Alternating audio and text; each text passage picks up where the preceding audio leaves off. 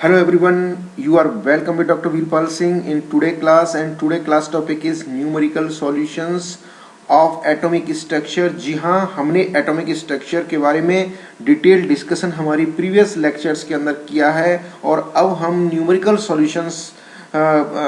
Solutions की problem को हम डिस्कस करेंगे और देखते हैं कि न्यूमेरिकल सॉल्यूशंस में हम कौन कौन सी प्रॉब्लम को सॉल्व करने जा रहे हैं। सबसे पहले तो हम एटॉमिक स्ट्रक्चर में जो हमने पढ़ाया था उस पर 1 मिनट के अंदर उन्हें हम एक बार रिवाइज कर लेते हैं। तो एटॉमिक स्ट्रक्चर के अंदर सबसे पहले हमने पढ़ाया था कि एटम के अंदर फंडामेंटल सब एटॉमिक पार्टिकल्स होते हैं जिन्हें इलेक्ट्रॉन, प्रोटॉन और न्यूट्रॉन्स कहते हैं। और इन इलेक्ट्रॉन, प्रोटॉन, न्यूट्रॉन्स हैं। इलेक्ट्रॉन्स जो होते हैं वो न्यूक्लियस के सराउंडिंग, न्यूक्लियस के चारों तरफ चक्कर लगा रहे, चारों तरफ घूमते रहते हैं। और न्यूट्रॉन और प्रोटॉन है वो न्यूक्लियस के अंदर होते हैं। जी हाँ, प्रोटॉन पर पॉजिटिवली चार्ज होता है, न्यूट्रॉन पर न्यूट्रल पार्टिकल होते हैं। और ये दोनों ही, प्रोटॉन और न्यूट्रॉन दोनों ही न्यूक्लियस के अंदर होते हैं। और इस न्यूक्लियस के चारों ओर इलेक्ट्रॉन्स हैं वो सर्कुलेटरी पाथ के अंदर रिवॉल्व होते रहते हैं, यानी कि चक्कर लगाते रहते हैं। जी हाँ, और चक्कर लगाते समय ना किसी प्रकार की ऊर्जा का ये क्षति करते हैं और ना ही इनके वेग और त्रिज्या में परिवर्तन होता है, बशर्ते कि जब तक ये अपनी ऊर्जा स्तर को परिवर्तित ना करें। यदि ये ऊर्जा स्तर को परिवर्तित करता है इलेक्ट्रॉन, कारक चाहे कोई भी हो, ऊर्जा का अवशोषण या उत्सर्जन करके किसी भी कारण की वजह से जब इलेक्ट्रॉन अपनी ऊर्जा स्तर को चेंज करता है, अर्थात एनर्जी के एब्जॉर्प्शन या इमिशन के द्वारा किसी भी कारण से जब इलेक्ट्रॉन अपनी ऊर्जा स्तर को चेंज करता है, तो ही इलेक्ट्रॉन के ऊर्जा स्तर में भी परिवर्तन आता है, उसकी एनर्जी में भी परिवर्तन आता है, उसकी वेलोसिटी में भी परिवर्तन आता है, उसकी रेडियस में भी परिवर्तन आता है। तब तक इलेक्ट्रॉन अपने एनर्जी लेवल के अंदर ही रह करके अपनी ऊर्जा और वेग और त्रिज्या में कोई परिवर्तन नहीं करता है। जी हाँ, तो यहाँ पर हम एक सरसरी नजर डाल लेते हैं। परमाणु के अंदर 3 मूलभूत कण पाए जाते हैं, इलेक्ट्रॉन, प्रोटॉन, न्यूट्रॉन कहते हैं। परमाणु के बोहर प्रतिरूप की मुख्य अवधारणा है। यस, परमाणु की स्ट्रक्चर को विस्तार से समझाने के लिए बोहर एटॉमिक मॉडल दिया गया था और उसकी 3 पोस्टुलेट्स स्पेशली रखी गई हैं, जिसमें कि पहली पोस्टुलेट के अनुसार इलेक्ट्रॉन नाभिक के चारों ओर निश्चित ऊर्जा स्तरों में चक्कर लगाता रहता है और इस समय इलेक्ट्रॉन पर 2 बल कार्य करते हैं, एक अपकेंद्रीय और एक अभिकेंद्रीय बल। ये दोनों मात्रा में समान और दिशा में विपरीत होते हैं। इसीलिए इलेक्ट्रॉन इन वृत्ताकार कक्षाओं में चक्कर लगाता हुआ अपने को संतुलित कर पाता है। ये है कूलम्बिक अट्रैक्शन बल, जो कि केंद्र की तरफ कार्य करता है। और ये mv²/r ये है उसकी वेलोसिटी और मास की वजह से, जो कि इलेक्ट्रॉन को बाहर की तरफ खींचता रहता है और ये दोनों बल संतुलित हो जाते हैं। ये z²/r² ये है कूलम्बिक अट्रैक्शन फोर्स और mv²/r ये है आपका उसको अंदर इलेक्ट्रॉन को बाहर की तरफ खींचने वाला बल, और ये कूलम्बिक अट्रैक्शन अंदर की तरफ खींचने वाला बल। ये दोनों ही बराबर मगर दिशाओं में विपरीत होते हैं। इलेक्ट्रॉन उन्हीं कक्षाओं में चक्कर लगाते हैं जिनके लिए कोणीय संवेग का मान NH/2π का सरगुणक होता है, अर्थात mvr NH/2π। जी हाँ, n 1 2 3 ये नेचुरल नंबर्स हैं। इलेक्ट्रॉन की कक्षा में परिवर्तन होने पर ही ऊर्जा का उत्सर्जन अवशोषण होता है, अर्थात ऊर्जा का अवशोषण या उत्सर्जन करके ही इलेक्ट्रॉन अपनी ऊर्जा स्तर को चेंज करता है, अन्यथा उसी ऊर्जा स्तर में चक्कर लगाता रहता है। जी हाँ, डेल्टा E2 - E1 सॉरी। परमाणु उपस्थित इलेक्ट्रॉन की विभिन्न स्थितियां ऊर्जा की जानकारी हेतु नियतांकों की आवश्यकता पड़ती है, जिन्हें क्वांटम संख्या कहते हैं। अर्थात क्वांटम संख्या क्या है? परमाणु के अंदर इलेक्ट्रॉन की स्थिति और ऊर्जा का, परमाणु के अंदर इलेक्ट्रॉन की स्थिति ऊर्जा का जानकारी के लिए जिन संख्याओं की, जिन नियतांकों की जरूरत पड़ती है उन्हें क्वांटम संख्या कहते हैं। क्वांटम संख्याएं 4 हैं: मुख्य क्वांटम संख्या, दिगंशी क्वांटम संख्या, चुंबकीय क्वांटम संख्या और चक्रण क्वांटम संख्या। इस प्रकार से 4 क्वांटम संख्या है। अब है different principles required for the electronic configuration in the atom. जी हाँ, परमाणु के अंदर इलेक्ट्रॉन के कॉन्फ़िगरेशन के बारे में निम्न सिद्धांत हमारे एटॉमिक स्ट्रक्चर के अंदर दिए गए हैं, जिसमें पाउली अफवाह का सिद्धांत है जो इलेक्ट्रॉनों के कॉन्फ़िगरेशन के लिए नियम बताता है। और इसके अनुसार इलेक्ट्रॉन ऊर्जा के बढ़ते हुए स्तर में परमाणु के अंदर विभिन्न शेल, सब शेल्स और कक्षकों में भरते हैं और इसमें निम्न सिद्धांतों का पालन किया जाता है: पाउली का अपवर्जन नियम, n+n नियम, हुंड का बहुलकता का नियम। तो ये नियम और अर्धपूरित और पूर्ण पूरित कक्षकों का अतिरिक्त स्थायित्व का नियम। जी हाँ, पाउली का अपवर्जन नियम क्या है किसी कक्षक में उपस्थित किन्हीं दो इलेक्ट्रॉनों के लिए चारों क्वांटम संख्या समान नहीं हो सकती, या एक कक्षक में अधिकतम विपरीत चक्रण वाले दो इलेक्ट्रॉन ही भर सकते हैं। n+n इलेक्ट्रॉन उन्हीं कक्षकों में बढ़ते हैं, उन्हीं कक्षकों में पहले बढ़ते हैं जिनके लिए उस कक्षक में उसका n+l का मान कम होता है, और यदि दो कक्षकों के लिए n+l का मान समान है तो इलेक्ट्रॉन उस कक्षक में जाता है जिसके लिए n का मान कम होता है। और हुंड का बहुलकता का नियम क्या है? इसके अनुसार समान ऊर्जा वाले कक्षकों में इलेक्ट्रॉन का युग्मन तब तक नहीं हो सकता जब तक कि प्रत्येक कक्षक में एक एक इलेक्ट्रॉन ना चला जाए, अर्थात समान ऊर्जा वाले कक्षक पहले अनपेयर्डली बढ़ते हैं। अर्धपूरित और पूर्ण कक्षकों का यानी कि कंप्लीटली फिल्ड और हाफ फिल्ड कक्षकों का एक्स्ट्रा स्टेबिलिटी होती है अन्य अपूर्ण कक्षकों की अपेक्षा। तत्वों का इलेक्ट्रॉनिक विन्यास उक्त नियमों के अनुसार ही होता है। अब आइए, ये हमने एक सारांश, एक सरसरी नजर परमाणु स्ट्रक्चर के बारे में बताई थी। अब हम चर्चा करते हैं कि परमाणु स्ट्रक्चर के अंदर कौन कौन सी जो न्यूमेरिकल प्रॉब्लम है जिनको कि यदि हम सॉल्व करेंगे तो हमें उसके थ्योरेटिकल कंसेप्ट को बड़ी आसानी से समझने में आ जाएगा, क्योंकि हमने थ्योरेटिकल कंसेप्ट को बड़े ही विस्तार से अध्ययन कर लिया है प्रीवियस लेक्चर्स के अंदर, और अब हम उन पर बेस्ड न्यूमेरिकल प्रॉब्लम सॉल्व करने जा रहे हैं। तो हमारे जो पढ़ा हुआ थ्योरेटिकल कंसेप्ट था वो बड़ी इजीली हमारी समझ में आ जाएगा। तो देखते हैं, हाइड्रोजन परमाणु में बोहर त्रिज्याओं का अनुपात ज्ञात कीजिए जो कि क्रम से n बराबर 1 और 3 है, यानी कि n बराबर 1 और n बराबर 3 जो बोहर कक्षाएं हैं उनके लिए रेशो ज्ञात करना है। तो बोहर की कक्षा की त्रिज्या का सूत्र वो हम जानते हैं, वो है R = 0.529 मल्टीप्लाई n² एंगस्ट्रॉम। ये बोहर की कक्षा की त्रिज्या का फॉर्मूला है, जनरल फॉर्मूला है। अब हम R = R1 R = R2 हो तो R2/R1 या R1/R2 करें तो इसका रेशो क्या हो जाएगा? R1/R2 करें तो इसका रेशो हो जाएगा, देखते हैं, हाइड्रोजन के लिए Z = 1 होता है और N = 1 और N2 = N3 है। तो इसलिए इनका मान उपरोक्त फॉर्मूला में रखने के बाद जो मिलता है वो इस प्रकार से हो जाता है। R1 बराबर क्या हो जाएगा? इसकी जगह Z की जगह 1 रख देंगे तो 0.529 n² या n² और Z का मान 1 है हाइड्रोजन के लिए और n का मान ये R1 के लिए 1 है, तो यहाँ पर 0.529 एंगस्ट्रॉम हो जाएगा। और R2 के लिए यहाँ पर 0.529 मल्टीप्लाई n का मान यहाँ पर 3 है तो 9 हो जाएगा, 9/1 है, एक हाइड्रोजन के लिए होता है तो 9 × 0.529 एंगस्ट्रॉम हो जाएगा। अब यहाँ पर R/R2 रखते हैं तो ये हो जाएगा, R1 का वैल्यू क्या है? 0.529 एंगस्ट्रॉम अपॉन 9 × 0.529 एंगस्ट्रॉम, तो इज इक्वल टू हो जाएगा 1/9। यस, R1/R2 का जो रेशो है वो प्राप्त होता है हमें 1/9। इस प्रकार हाइड्रोजन परमाणु में n = 1 और n = 3 बोहर कक्षाओं का अनुपात यानी कि R1/R2 = 1/9 होता है। अब सेकंड जो प्रॉब्लम है, सेकंड जो एक्सरसाइज है, न्यूमेरिकल एक्सरसाइज जो हमें देख रहे हैं कि हाइड्रोजन परमाणु के इलेक्ट्रॉन की द्वितीय बोहर कक्षा में वेग का मान ज्ञात करो, यानी कि calculate the velocity of an electron in second Bohr orbit of hydrogen atom. जी हाँ, हाइड्रोजन है तो Z का मान 1 और सेकंड बोहर ऑर्बिट है तो n = 2।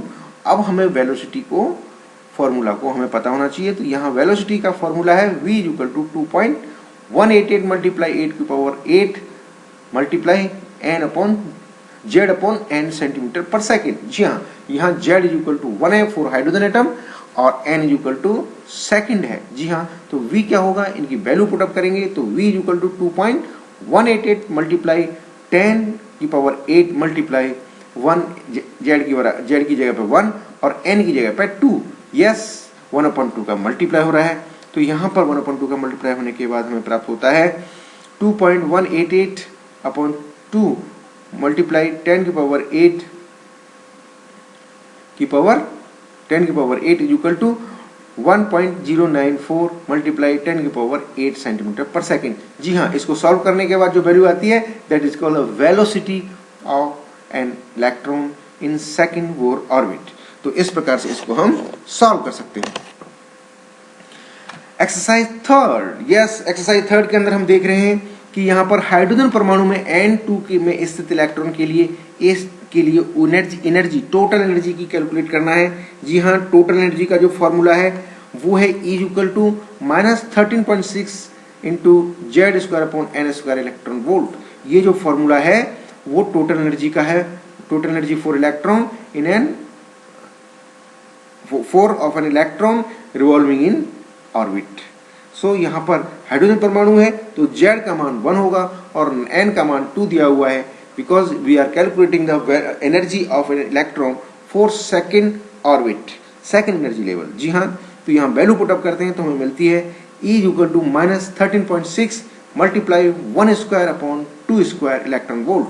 जी हाँ, अब इनको सॉल्व करते हैं तो वैल्यू जो आती है वो इस प्रकार से आती है, E total is equal to -13.6/4 electron volt is equal to -3.4 electron volt, या E total is equal to -3.4 electron volt. जी हाँ, हाइड्रोजन की द्वितीय बोर कक्षा में घूमते हुए इलेक्ट्रॉन की टोटल एनर्जी है वो नेगेटिव आती है और उसकी वैल्यू आती है -3.4 इलेक्ट्रॉन वोल्ट।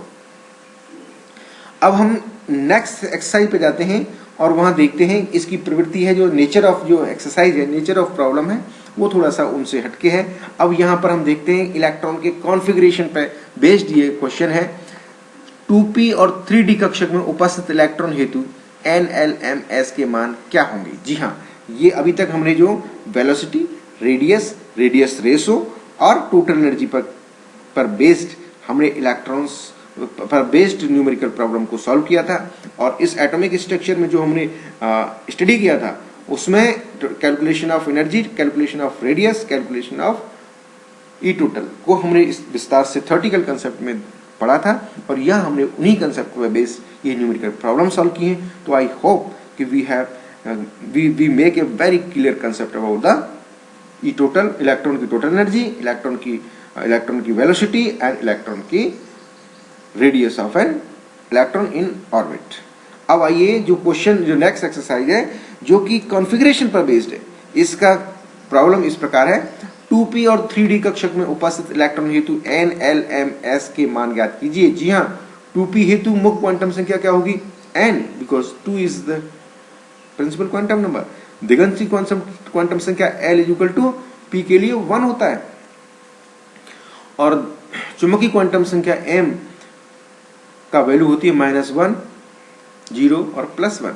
जी हाँ, इसको हम इस प्रकार से रिप्रेजेंट कर सकते हैं और s के लिए वैल्यू होगी ±½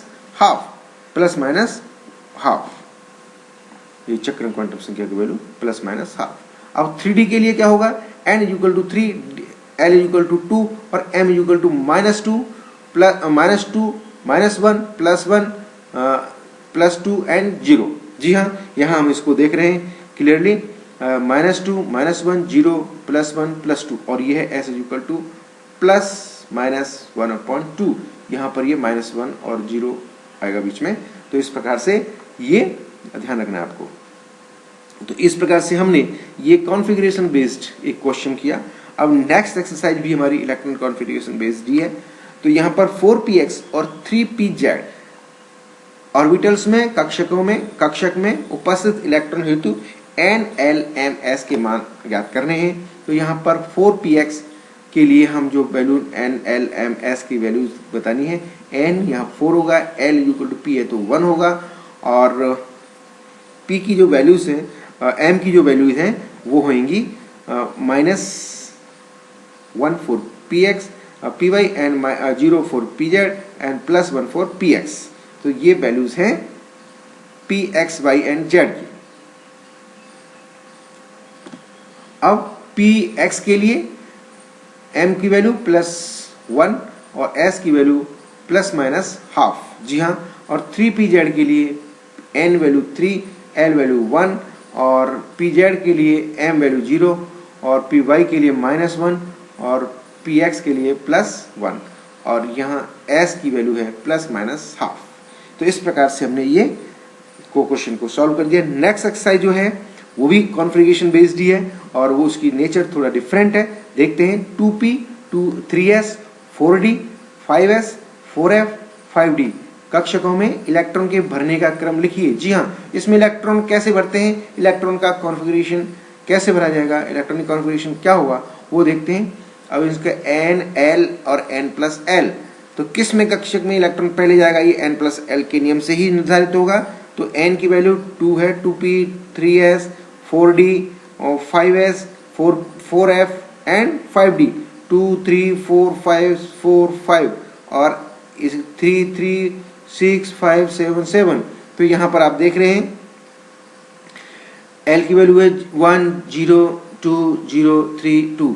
अब यहाँ अतः इलेक्ट्रॉन के भरने का क्रम क्या होना चाहिए, n+l के अनुसार, यानी कि 2p 3s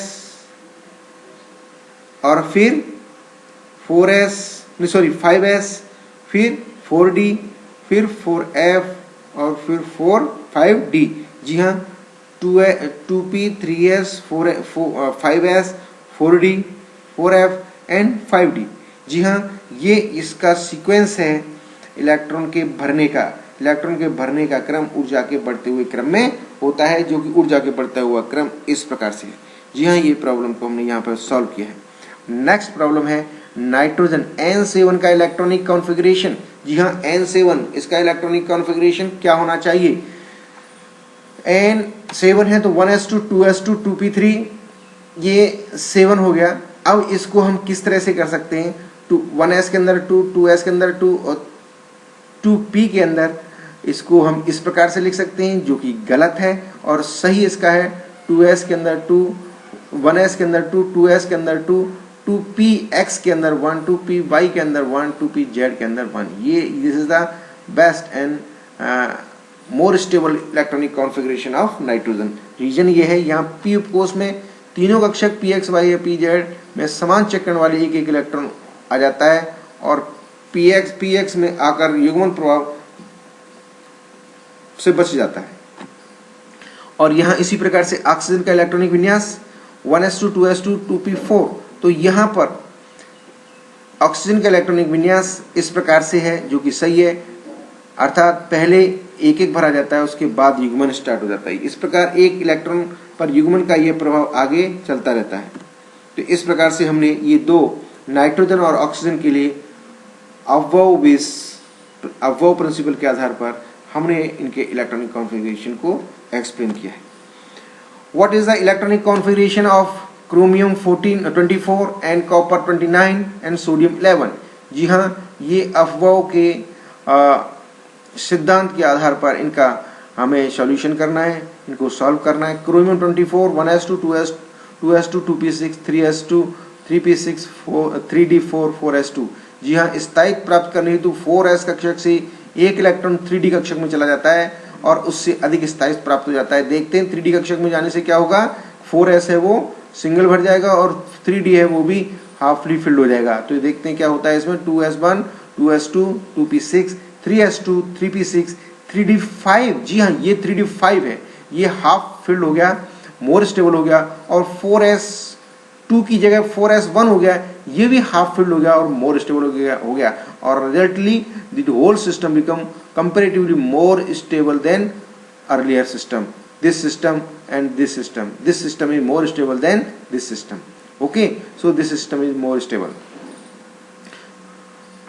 अब यहाँ सोडियम 11 में भी ये लास्ट 3s1 में सिंगल इलेक्ट्रॉन है, but it always tends to lose this electron and get the higher stable electronic configuration. Sodium एक इलेक्ट्रॉन रिलीज करता है और सोडियम आयन बनाता है और ये 2p6 इलेक्ट्रॉनिक पूर्ण पूरित कक्षक अधिक स्थायित्व सिस्टम प्राप्त कर लेता है।